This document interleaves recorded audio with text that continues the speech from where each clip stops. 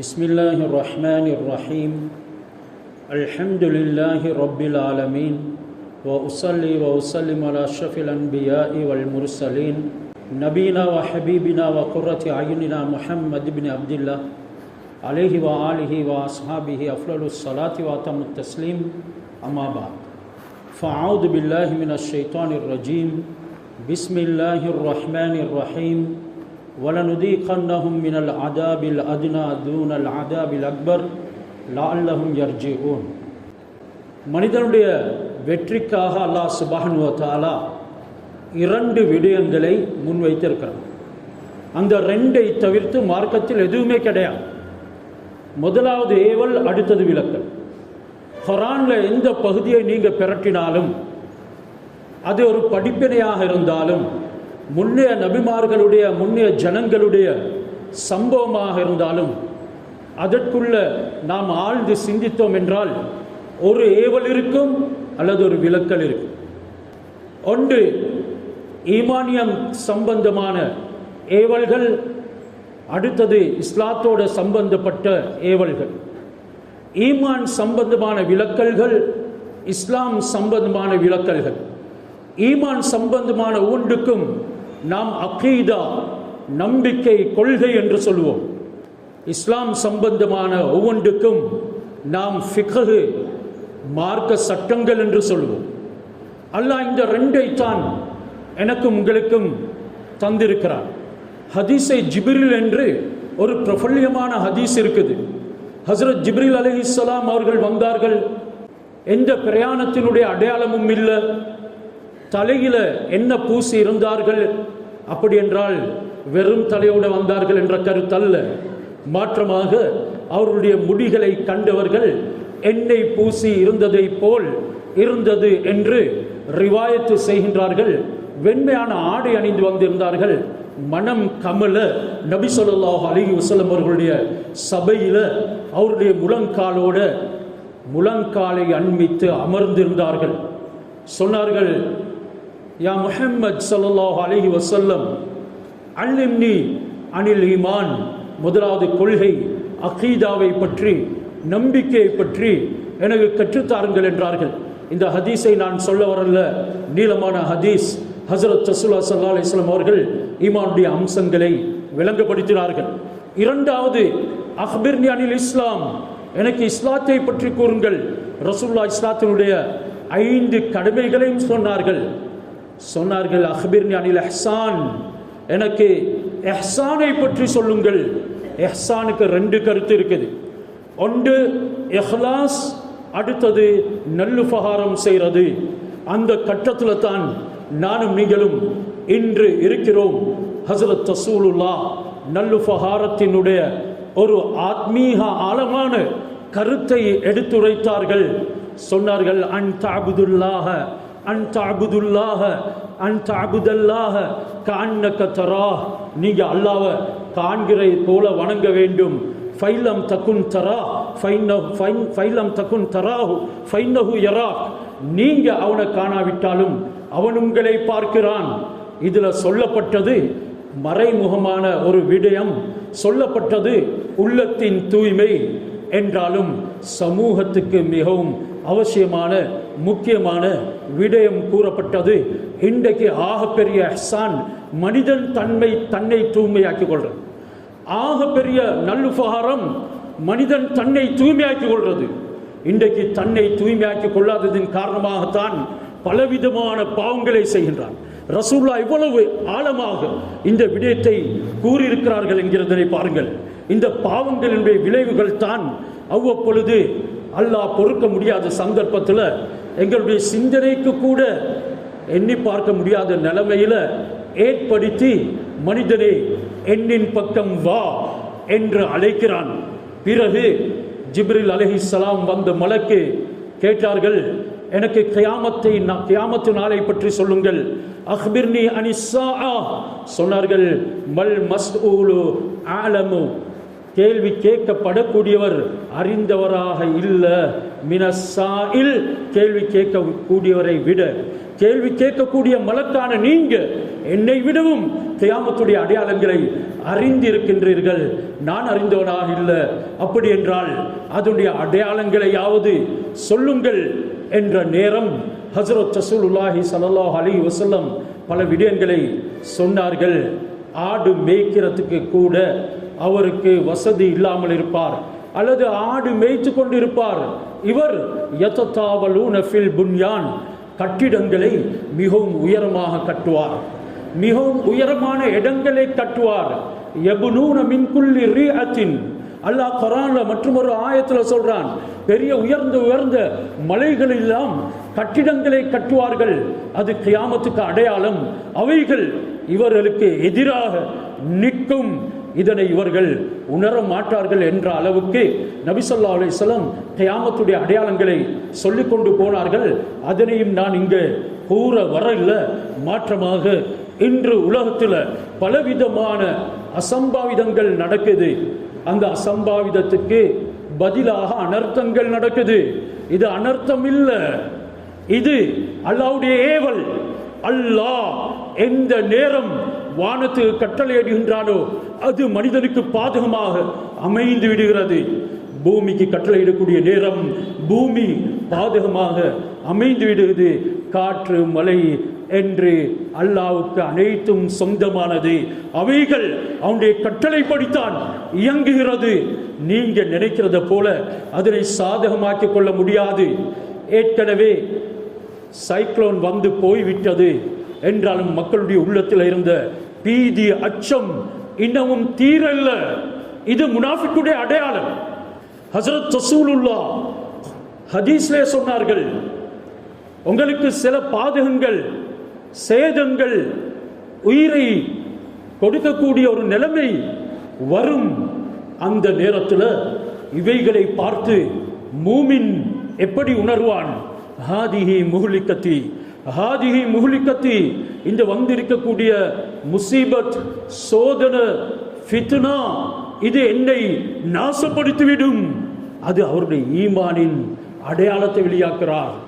இது என்ன நாசப்படுத்திவிடும் என்று பயப்படுகிறார். அதனால் அல்லாஹ்வின் பக்கம் திரும்புகிறார்.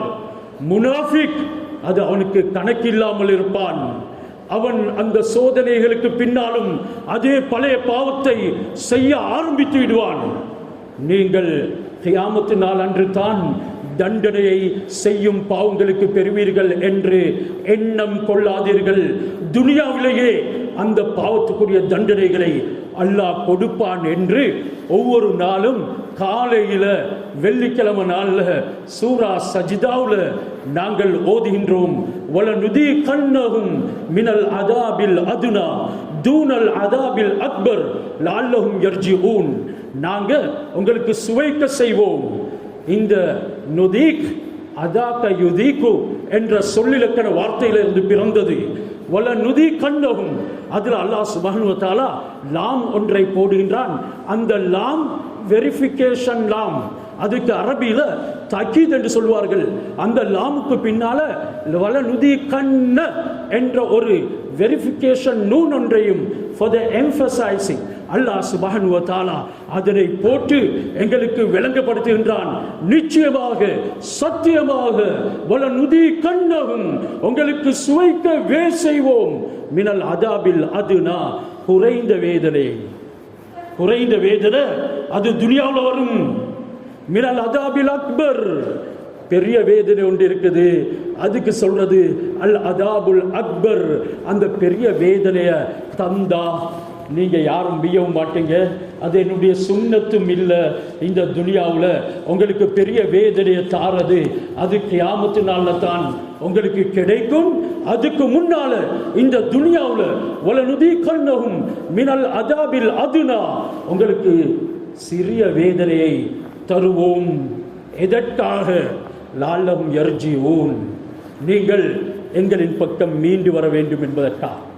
இந்த சின்ன வேதனை தான் மண் சரிவு ஏற்படுறது, வெள்ளம் ஏற்படுறது, பூகம்பம் வர்றது, துனியாவில் பலவிதமான பொருள் சேதம், உயிர் சேதம், பொருளாதாரத்தில் நெருக்கடி, இவைகள் எல்லாம் உண்டாகுது. உங்களுக்கு பயத்தையும் ஏற்படுத்துவோம். சோதிப்போம் நாங்கள். இந்த சோதனையில உங்கள்கிட்ட நாங்க எதிர்பார்க்கிறது எங்களின் பக்கம் மீண்டு வாருங்கள் என்பது தான். மது அருந்தியவன் அறிந்து கொண்டே இருக்கிறான். இந்த அனர்த்தத்தை கண்டு குடும்பத்துல மனைவிய பிள்ளைய இழந்து வெற்ற வெறுமனே நிற்கிறேனே, இன்னும் புதையுண்டு போன என்னுடைய பிள்ளையின் சடலத்தை காண முடியவில்லையே என்றாலும் இவனுக்கு சிந்தனை வரல, நான் என்ற ரப்பின் பக்கம் திரும்ப வேண்டும் என்று. எப்ப இந்த சிந்தனை வரும்? முழு குடும்பமும் முழு ஊரும் எடுத்துக்கொண்டு போய்விட்டது. அல்லாஹ்வுடைய ஏற்பாடு தான். அந்த ஏற்பாடுக்குள்ள ஏண்ட ரப்புடைய இராதத் இருக்குது. அவனதை நாடி இருக்கிறான். நான் என்ற ரப்பின் பக்கமே நெருங்குகின்றேன் என்கிறவர் எங்களுடைய எத்தனை பேர் இருக்கின்றார்கள். சிலர் நாங்கள் தப்பினோம் என்று ஆனந்தம் அடைகின்றார்கள். அல்லாஹ், நீங்க பலத்த கோட்டை கொத்தங்கலங்கள்ல இருந்தாலும் அவைகளை பலகீனம் என்கிறான்.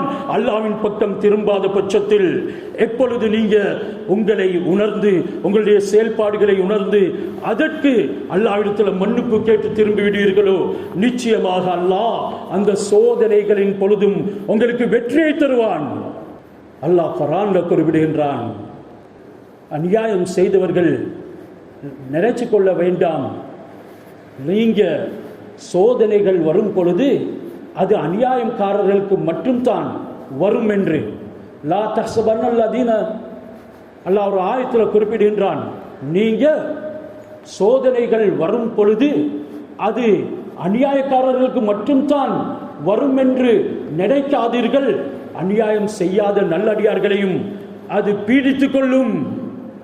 அநியாயம் செய்தவர்களுக்கு அது ஒரு தண்டனையாக இருக்கும். யாரெல்லாம் அநியாயக்காரர்கள் மிஞ்சிருக்கிறார்களோ அவர்கள் உணர்ந்து அல்லாஹ்வின் பக்கம் வருவதற்குரிய படிப்பினையாயிருக்கும். யாரெல்லாம் நல்லவர்கள் அதில் சோதிக்கப்பட்டார்களோ அவர்களுக்கு பேர் சோதனை அல்லாஹ் கியாமத்து நாளன்றும் கபர்லையும் மௌத்துக்கு பின்னாலும் அவர்களுக்கு சுபீட்சமான வாழ்க்கையை கொடுப்பான். இதனால் நீங்க எப்பொழுது என்னின் பக்கம் மீள போறீங்க என்கிறதைத்தான் சூரத்து சஜிதாவுடைய ஆயத்தில் அல்லாஹ் சுப்ஹானஹு வ தஆலா கியாமத்து நாளைக்கு முன்னால சிற்சில வேதனைகளை உங்களுக்கு தந்து சோதனைகளை கொண்டு உங்களை பிடித்து உங்களுடைய பொருள்களை அள்ளி உங்களை அனாதைகளாக ஆக்கி உங்களை பயமுறுத்தி உங்களுடைய சாப்பாடுகளையும் கூட குறைபாட்டை உண்டாக்கி கையெழுதக்கூடிய ஒரு நிலைமைக்கு நீங்க ஆளாகுவீர்கள்.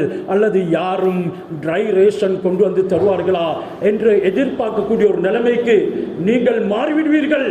இதற்கெல்லாம் காரணம் நாங்க உங்களை தண்டிக்கிறதுக்காக அல்ல, நல்லோர்களாக இருப்பீர்கள் என்றால் சோதிக்கிறதுக்கு, அந்த சோதனையின் பொழுது உணர்ந்து எங்களின் பக்கம் வர்றதுக்கு. அதன் பின்னால அல்லாஹ் சொல்ற ஆயத்தை பாருங்க, வமன் அல்லமு மிம்மன் துக்கிர பி ஆயாத்தி ரப்பிஹி ஃபஅரல அன்ஹா. அல்லாஹ் சுப்ஹானஹு வ தஆலாவுடைய குர்ஆனின் ஆயத்துகள், அதனுடைய கட்டளைகள், செய்ய வேண்டாம் என்று ஹராமாக்கியவைகள், செய்யுமாறு பணித்தவைகள், இவைகளை நீங்க புறக்கணிக்கிறீர்கள். உங்களுக்கு சுபஹுடைய நேரத்தில் பரக்கத் இருக்கிறது என்று சொல்லப்பட்டும் கூட எத்தனை பேருடைய பாதங்கள் மஸ்ஜிதை நோக்கி வந்தது சிந்தனை செய்து பாருங்கள். உங்களுக்கு வியாபாரத்தில் பொய் பேசுவது ஹராம் என்று பணிக்கப்பட்டு இருக்கும் பொழுதும் எத்தனை பேர் பொய் பேசினீர்கள், எத்தனை விடயங்களை மூடி மறைத்தீர்கள், எத்தனை பேருடைய பொருளை அநியாயமாக சாப்பிட்டீர்கள், ஏமாற்றி பொருள் திரட்டினீர்கள், எத்தனை பேர் அவருடைய பொருள்களை எடுத்து வசதி இருந்தும் கொடுக்காமல் இழுத்து அடித்தீர்கள் என்கிறதனை எல்லாம் அல்லாஹ் சுப்ஹானஹு வ தஆலா எங்களுக்கு இந்த அல் அதாபுல் அத்னா, ஆகிராவுடைய பெரிய வேதனைக்கு முன்னால குறைவான வேதனை வரும் என்பதற்குரிய எச்சரிக்கைகளை செய்கின்றான். பெரிய வேதனைகளை பற்றி அல்லாஹ் குர்ஆன்ல சொல்லும் பொழுது நாருன் ஹமீம், ஒரு இடத்துல மாஉன் ஹமீம் என்றும் குறிப்பிடுகின்றான். சூடாக்கப்பட்ட அந்த பயங்கரமான நீர், அதனை அருந்தினால் குடல்கள் அனைத்துமே பிஞ்சு போய்விடும், அவருடைய பின்புறத்தால் அவைகள் வெளியேறிவிடும். வேதனையும் நீங்காது, கொடுக்கும் தண்டனையும் நீங்காது, அதனை எண்ணிக்கூட பார்க்க முடியாது. அதுதான் மாபெரும் வேதனை. மேலும் வஸ்ஸக்கும், அல்லாஹ் ஈயத்தை கரைத்து தாகித்த நேரத்தில் தண்ணீர் கேட்கும் பொழுது அதனை குடிக்குமாறு செய்வான். இதுவெல்லாம் பெரிய வேதனை. இன்றைக்கு அந்த மாதிரி வேதனை செய்தாலும் கூட அது ஆஹ்ராவுடைய வேதனையுடன் ஒப்பிடும் பொழுது எதுவுமே கிடையாது. மேலும் மாஉல் கிஸ்லீன், இது ஒவ்வொன்றுக்கும் குர்ஆனுடைய ஆயத்தில் இருக்கிறது. நான் அவைகளை இங்கே கூற வரல, மாற்றமாக அந்த ஆயத்தில் உள்ளடக்கப்பட்டு இருக்கக்கூடிய தண்டனைகளை சொல்கின்றேன். உங்களுக்கு மௌத்தாக்களுடைய நரகவாதிகளுடைய சதீதுல் மௌத்தா, அதற்கு தான் கிஸ்லீன் என்று சொல்கிறது. அந்த ஊனமாக வடிந்து நாற்றம் எடுக்கக்கூடிய ஓஜஸ், அந்த ஜூஸ் உங்களுக்கு புகுத்தாட்டப்படும். அதில் ஒரு டொட் இந்த உலகத்தில் விழுந்தா உலகமே அழிந்து போய்விடும். மக்கள் எல்லாம் பைத்தியக்காரர்களாக அந்த நாற்றத்தை உணராம செத்து போய்விடுவார்கள். இன்று சிலர்கள் சொல்லுகிறார்கள், கெலியோய பக்கம் போகலாது, கம்பல பக்கம் போகலாது, இன்ன இடத்துக்கு போகலாது, இரு மருங்கிலும் துர்வாடை அடிக்கிறது. இந்த வாடையை கூட தாங்க முடியாத நமக்கு நாள மறுமையில அந்த சதீதுல் மௌத்தா, மௌத்தாக்களுடைய சேலும் சலங்களும் குடிப்பாட்டப்படக்கூடிய ஒரு பயங்கரமான துர்வாடையுடைய நீரை புகுத்தப்படும் என்றால் இந்த வேதனை என்னவென்று சொல்றது? இதுதான் அதாபுல் அக்பர் என்று அல்லாஹ் சூரத்து சஜ்தாவிலே சொல்கிறான்.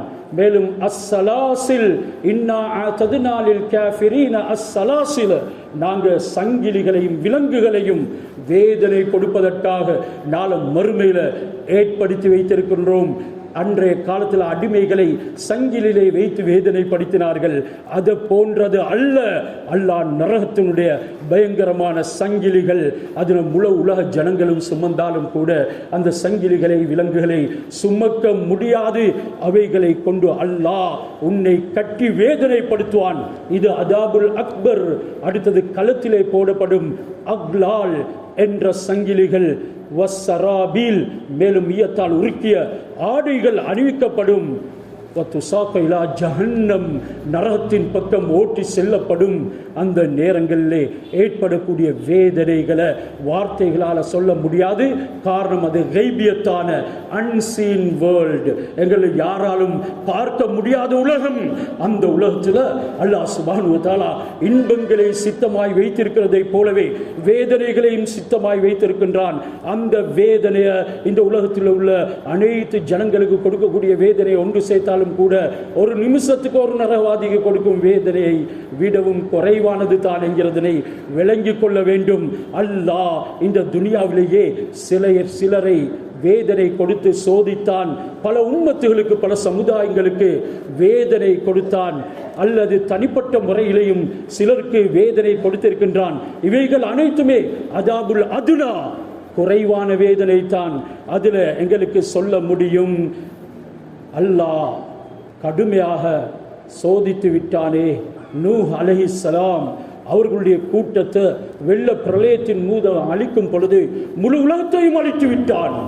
இன்று கண்டியில் மற்றும் சில பகுதிகளில் லேண்ட்ஸ்லிப் வந்து சேதம் ஏற்பட்டது. இவ்வளவு பெரிய சோதனையா? ஆனால் அன்று பொழிந்த மழை, வானமும் பொழிந்தது, பூமியும் பொழிந்தது. பூமியும் ஒரு துளி தண்ணி இல்லாமல் வெளியாக்கியது.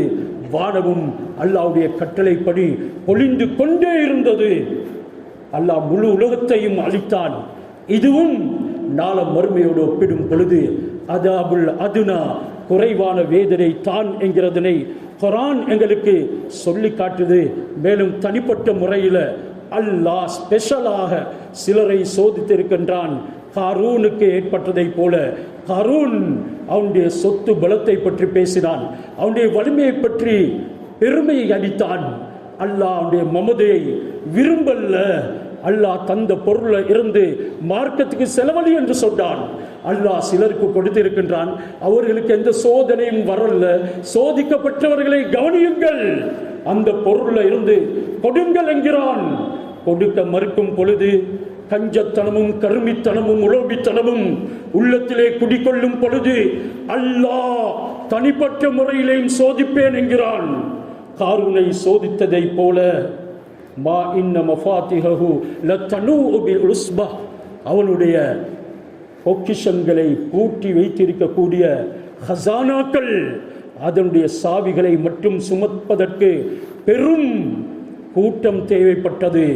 ஒரு உஸ்பா என்று சொல்றது கூட்டத்துக்கு, அல்லது பல ஒட்டகங்கள் சாவிகளை மட்டும் சுமப்பதற்கு தேவைப்பட்டது. இப்பொழுது ஜனங்கள் வறுமையில் இருக்கிறார்கள், உணவின்றி இருக்கின்றார்கள், கதியற்ற நிலைமையில் இருக்கின்றார்கள். கொடு உன்னுடைய பணத்தை என்று சொன்ன நேரம் எப்படி கொடுக்க முடியும்? நான் சிரமப்பட்டு என்னுடைய அறிவால் சம்பாதித்தவை என்று அவன் மமதை கொண்டான். அல்லாஹ் அவனை பூமியோட அவனுடைய வீட்டுடன் பொருட்களுடன் அப்படியே சுழி வாங்கினான். இன்றும் சுழி வாங்கப்படுகின்றான். என்றாலும் அந்த வேதனையும் ஆஹ்ராவுடன் ஒப்பிடும் பொழுது அதாபுல் அதுனா தான் குறைவான வேதனை என்கிறத சூரா சஜ்தா எனக்கும் உங்களுக்கும் உணர்த்துகிறது. இந்த முறையில் அல்லாஹ் வேதனைகளை தனிப்பட்ட முறையிலும் கொடுக்கலாம். எல்லாமே அழிந்துவிட ஒன்று மட்டும் எஞ்சி இருக்கிறது, ஒன்று மட்டும் எஞ்சிவிட எல்லாமே அழிந்திருக்கிறது, அல்லது ஒன்று மட்டும் அழிந்திருக்கிறது, மற்ற எல்லாமே எஞ்சி இருக்குது. இது ஆச்சரியமாக இருக்கிறது. இவைகள் பக்கத்தில் உள்ள எல்லாமே அழிந்து இது மட்டும் எஞ்சி இருக்கிறது. கண்ணியமானவர்களே, இதெல்லாம் அல்லாஹ்வுடைய ஆற்றலும் குதிரத்தினுடைய வல்லமையின் வெளிப்பாடும் என்கிறதனை நாங்கள் மறந்துவிடக்கூடாது. அத்துடனே அஸ்ஸாவா உன் அக்கான ஹிஸ்ஸியன், சில வேதனைகள் இருக்கிறது, அது எங்களுடைய உடலோட எங்களுடைய புலன் சம்பந்தப்பட்ட வேதனைகள். அதில் ஒன்று தான் கல் கர்கி, மூழ்கடிக்கப்பட்டு அல்லாஹ் சுப்ஹானஹு வ தஆலா மௌத்தாக்குறது, சோதனைகளை ஏற்படுத்துறது. அதுல பொருள்கள் கூட மூழ்கி போய்விடும். இறுதியிலே ஒன்றும் இல்லாத நிலைமையிலே தட்டு தடுமாறி விடுவார்கள். வல் ஹஸஃப், அடுத்தது பூமியில சுழி வாங்குறது. வல் மஸஹ், இது ஒவ்வொன்றுக்கும் குர்ஆனுடைய ஆயத்து இருக்கிறது. மஸஹ் அதாவது உருவம் மாற்றுறது. அல்லாஹ் சுப்ஹானஹு வ தஆலா இன்றும் உருவத்தை மாற்றித்தான் இருக்கின்றான். சிலருக்கு மனைவியோட பேச தெரியாது, தன்னுடைய தாயோட பேச தெரியாது, பெற்றோர்களோட பேச தெரியாது, கடி நாய் மாதிரி பாய்கிறான். நல்ல விஷயத்தை செஞ்சாலும் கூட அவன் ரொம்பவும் கோபம் கொண்டவனாகத்தான் அதனை செய்கிறான். குடும்பத்துக்கு உழைத்து போட்டதும் கோபத்தோடு, குடும்பத்துக்கு செலவழிக்கிறதும் கோபத்தோடு, சந்தோஷத்தோடு, ஆனந்தத்தோடு குடும்பத்துக்கு செலவழிக்கிறது இபாதத் என்று உணர மறுக்கிறான். இவன் ஒரு மிருகம். இந்த முறையில் நாங்கள் இவர்களை மிருகங்களாக ஆக்குவோம். அன்றைய காலத்தில் அல்லாஹ்வுடைய கட்டளைகளை மீறும் பொழுது குரங்குகளாக, பண்டிகளாக அல்லாஹ் மாற்றி அதே நிலைமைகளை அவர்களுடைய சந்ததிகளே இல்லை என்ற அளவுக்கு அழித்து போட்டான். ஆனால் இன்றைக்கு அது போன்ற எல்லா விதமான மிருகங்களுடைய தன்மை கொண்ட இதயம் படைத்தவர்கள் இருக்கத்தான் செய்கின்றார்கள். சலாத்துக்கு பதில் சொல்ல தெரியாதவர்கள், முகம் காய்ந்தவர்கள், முகத்தில் சிரிப்புடைய அடையாளமே இல்லாதவர்கள், யாரும் வரும் பொழுது ஏதோ கேட்கத்தான் வருகின்றான் என்ற எண்ணம் கொள்றவர்கள், இப்படியானவர்கள் எல்லாமே பெருமையாளிகள், பெருமை அடிக்கக்கூடியவர்கள். ஒரு நல்ல அடியான பார்த்து இவன் என்னிடத்துல பராண்ட வாரான் என்று எண்ணிய ஒரு நல்ல அடியானுக்கு எத்தனையோ வருட காலம் தஹஜ்ஜுத் இல்லாம போயிட்டது. இன்று எனக்கு சுபஹ் இல்லை, சுபஹுடைய இமாம் ஜமாத் இல்லை, தஹஜ்ஜுடைய இன்பத்தென்றலை நான் உணர்ந்ததே கிடையாது. என்ற வாழ்க்கை எங்கே போய்கொண்டிருக்கின்றது? திலாவத் செஞ்ச நாளே இல்லை, ஒரு குர்ஆனின் உடைய தாளை பிரட்டிய சந்தர்ப்பமே ஞாபகம் இல்லை. என்றாலும் பல பாவங்களையும் இன்னும் புது புது பாவங்கள் செய்ய வேண்டும் என்ற எண்ணம் தான் கொண்டு அலைகின்றார்களே தவிர லஅல்லஹும் யர்ஜிஊன், உங்களுக்கு இந்த வேதனைகள் எல்லாம் நீங்கள் எங்களின் பக்கம் மீள்வதற்கு என்று அல்லாஹ் சொல்லக்கூடியதனை உணர்வாமல் இருக்கின்றார்கள். அவர்களை உருமாற்றது மட்டுமல்ல, அல்லாஹ் ஜல்சலாவை, பூமி அதிர்ச்சியை ஏற்படுத்துவான். வஸ்ஸைஹா, பெரும் சத்தத்தை கொண்டு அல்லாஹ் பல கூட்டங்களை, எங்களை விட பலம் வாய்ந்தவர்கள் யார் இருக்கின்றார்கள் என்று பெருமை அடித்தவர்களை கூட அழித்து காட்டினான். இன்னும் சிலது இருக்கிறது எங்களுக்கு உணர முடியாது, அதை நானும் நீங்களும் ஆழ சிந்தித்தால் தான் உணர முடியும். அதைத்தான் கத்தம்சில் அபுசார், அகப்பார்வையை அல்லாஹ் சுப்ஹானஹு வ தஆலா தொடைத்து விடுகிறது. சிலவங்களுக்கு இவைகளை கண்டும் கூட அகப்பார்வை சிந்திக்கிற திறன் இல்லை. இதுவும் ஒரு வேதனை தான், இதுவும் ஒரு வேதனை தான். நான் எப்ப என்ன திருத்திக் கொள்ள போறேன் என்ற எண்ணம் கொள்ளாதவர்கள், எப்ப என்னுடைய விபச்சாரத்துக்கு புள்ளி வைக்க போறேன், எப்ப ஹராமான காட்சிகளை அந்நிய பெண்களை அதுல பார்க்கறது அவர்களோட உரையாற்றுறது விட்டுவிட போறேன். இன்னமும் உணரல்ல, உள்ளத்துல அல்லாஹ் சுப்ஹானஹு வ தஆலா இருளை போட்டு முத்திரையிட்டு விட்டான். வல் ஹதமு அலல் குலூப், உள்ளங்களின் மீது அல்லாஹ் முத்திரையிட்டு இருக்கின்றான். வ அதமு இஜாபத்தில்லாஹ் வ இஜாபத்தி துஆ, அல்லாஹ் சுப்ஹானஹு வ தஆலா அழைக்கும் பொழுது அதற்கு பதில் கொடுக்காமல் இருப்பவனே நீயும் வேதனை கொண்டு தண்டிக்கப்பட்டிருக்கிறாய். இவைகள் எல்லாம் மானவியத்தானது, அறிவு சார்ந்தது. அந்த முறையில் சிந்திக்க வேண்டும். அல்லாஹ் எனக்கு ஒரு சோதனை வேதனை தந்திருக்கிறான், அதில் நான் வீழ்ந்திருக்கிறேன், இதில் இருந்து எப்படி கரை சேர்ப்பது என்கிறத சிந்திக்கணும். மேலும் முஸ்தலஃபீன், சில பலகீனமானவர்களை கொல்லுறது. இப்படி யாரு கொள்கிறார்களோ அவர்கள் ஒரு வேதனைக்கு உள்ளாக்கப்பட்டிருக்கின்றார்கள். இந்த பலகீனமாக கொல்லப்படுறவர்கள் ஒரு சோதனைக்கு உள்ளாக்கப்பட்டிருக்கின்றார்கள். அன்றைய காலத்திலையும் தான் இன்றைய காலத்திலையும் தான் எந்த தவறும் செய்யாத பலகீனர்கள் சில அதிகாரிகளின் மூலமாக, சில நாடுகளின் மூலமாக கொல்லப்படுகின்றார்கள். அப்படி கொல்றவனுக்கு அல்லாஹ் ஒரு வேதனையை வைத்திருக்கின்றான். அவனுக்கு தலை தூக்க முடியாத ஒரு நிலைமையை ஏற்படுத்துவான்.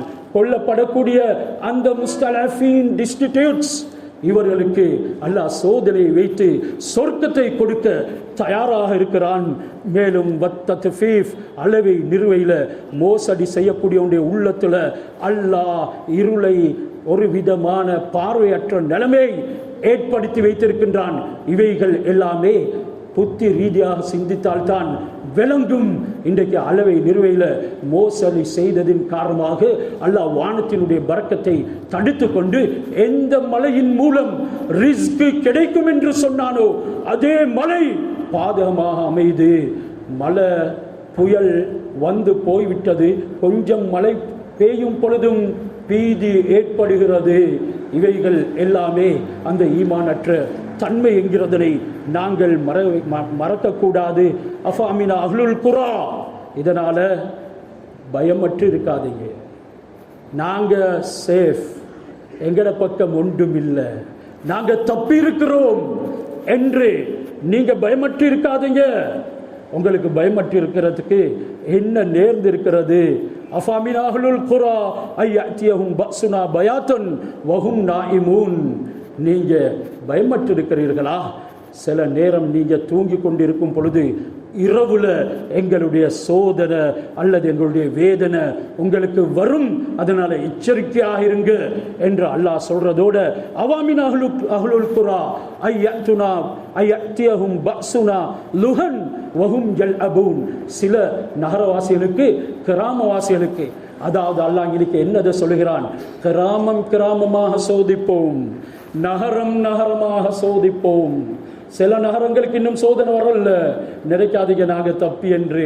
நாங்க கொஞ்சம் கொஞ்சமாகவும் சோதிப்போம் என்கிறதனை அல்லாஹ் குர்ஆனிலே சொல்லிவிட்டு அவர்கள் லுஹன் வஹும் யல்அபூன், லுஹாவுடைய நேரத்தில் பகலுடைய ஆரம்ப பகுதியில் விளையாடி கொண்டிருக்கும் பொழுதும் சோதிப்போம்.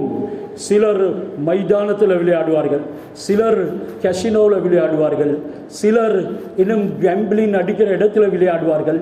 அங்கே வெள்ளம் வந்து அள்ளிக்கொண்டு போய்விட்டது, ஒரு கூட்டம் காட்சடிக்கிறார்கள். இந்த அளவுக்கு புத்தியை துடைத்து நான் சோதிப்பேன் என்கிறான் அல்லாஹ். அதன் பின்னாலும் புத்தி தெளிவு பெறலையா? என்னுடைய சோதனையிலிருந்து முழு உலக ஜனங்கள் ஒன்று சேர்ந்தாலும் வெளியேற்ற முடியாது என்கிறதனை அல்லாஹ் சுப்ஹானஹு வ தஆலா சொல்கின்றான். இதனால தான் வத்தகு ஃபித்னத்தன் லா துஸீபன்னல்லதீன ஸலமூ மின்கும் ஹாஸா, உங்களில் அநியாயம் செய்தவர்களை மட்டும் தொற்றுவிக்கக்கூடிய ஃபித்னா என்று நினைக்காதீங்க. அநியாயம் செய்யாதவர்களையும் அது பிடித்து கொள்ளும்.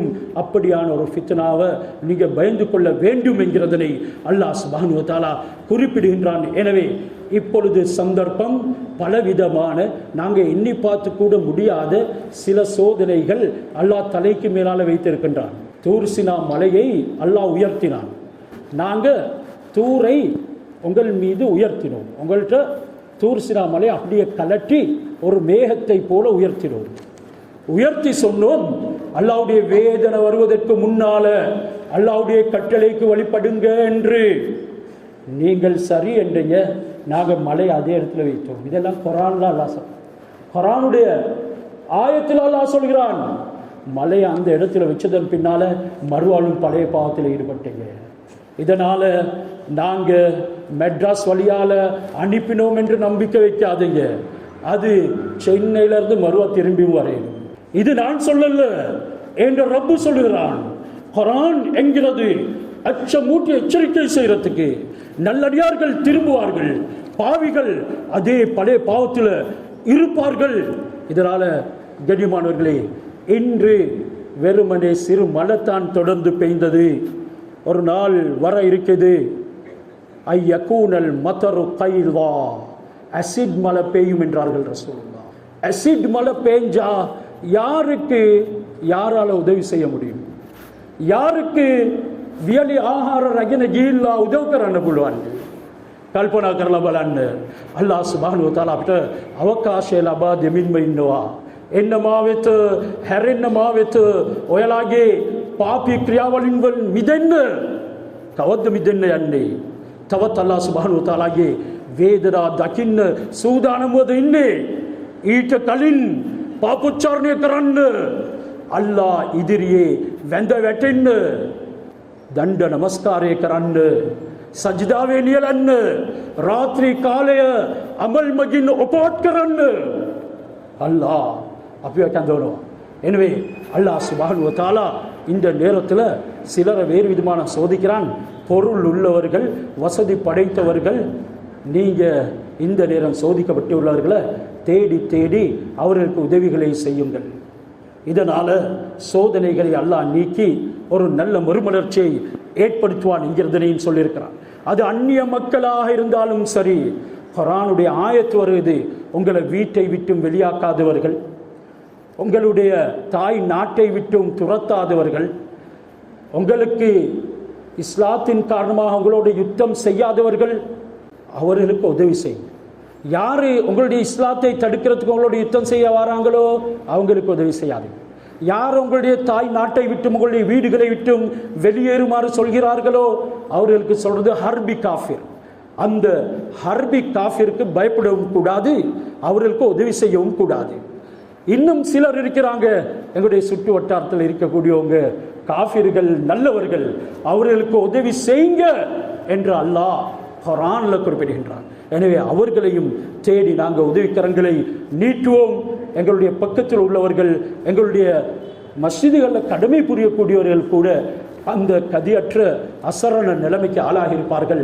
அப்படியானவர்களை நாங்கள் கண்டுபிடிப்போம். இன்னும் சிலர் இருப்பார்கள், அவர்கள் நல்ல கௌரவமாக வாழ்ந்தவர்கள், யார்கிட்டையும் கையேந்தாதவர்கள். அவர்கள் வந்து அப்ளிகேஷன் கொடுக்கவும் மாட்டாங்க, போலில் நிற்கவும் மாட்டாங்க, எங்களுக்கு தாங்க என்று கேட்கவும் மாட்டாங்க. என்றாலும் சாப்பிடுவது கூட கதியற்ற ஒரு நிலைமை இருக்கும். சிலர் நினைப்பாங்க அவங்கள்ட்ட டிபாசிட் இருக்கும் என்று, அதுவும் இருக்காது. டிபாசிட் உள்ள இடத்தெல்லாம் மூழ்கடிச்சண்டா என்ன செய்கிறது? அல்லாஹ்க்கு இதுவும் லேசானது தான்.